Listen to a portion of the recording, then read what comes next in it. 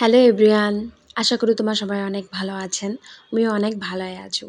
অনেক দিন থেকে জীবনের ব্যস্ততায় কহ আর নিজের অনেক আলসিয়ামিয়ে কহ ভিডিও বানানি হয়ে আর উঠে না। তো মুই আজি বাড়িত বক ফুলের চপ বানাম। চপ হোক বা যে কোনো রান্না বান্না করা তো হয়ে রওয়া যায়, কিন্তু ভিডিও আর বানানি হয়ে ওঠে না। তো আমি ভাবিবা যে বক ফুলের চপ যেহেতু বানাছো তো ভিডিওখান আজি সেই আলসিয়ামিটা দূর করে বানানি হয়ে যাক। তো আমি প্রথমে বকফুলাক ধুইয়া ভালো করে পরিষ্কার করে আনিছিলাম। আর অনেক আদা আর মরচি আর উশুনি আমি শিলপাথরত বাটি আনিছিলো। গোটাখানে চপের তানে নাই আমি ছেঁকার তানে রাখিছিলো। ওতরা অনেক নিয়ে দিছিলো।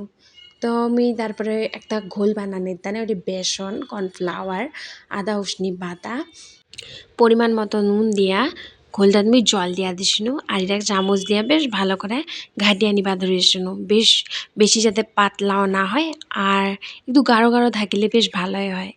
তারপরে মুই এঠে দিয়া গরম তেলত এক একটা করে বক ফুল দিয়ে আমি কান্তাইটা ঝাড়িয়ে দিবা ধরেছিলো। এতে মোর একটা গড়বড় হয়ে গেছে, তো মুই হলদি দিতে ভুলিয়া গেছিলো ঘোলটাত। তারপরে মারা দেখিয়া কল তুই কি হলদি দিছি, তো মনে পড়ে যে মুই হলদি আর দুনি। তো মুই তারপরে ওটি অনেক হলদি দিয়া আরেকবার ঘোলটাক ভালো করে মিলাই নিছিলো। তারপরে একে একে বক ফুলা দিয়া মুই চপলাক ভাজিয়া নিবা ধরেছিলো। যেমন ফার্স্টে ভাজা শুরু করেছিলো মুই এক একটা করেই দিবা ধরেছিলো। তারপরে দেখা যাচ্ছে যেগুলো বেশ ভালোই হয়ে যাবা ধরেছিল।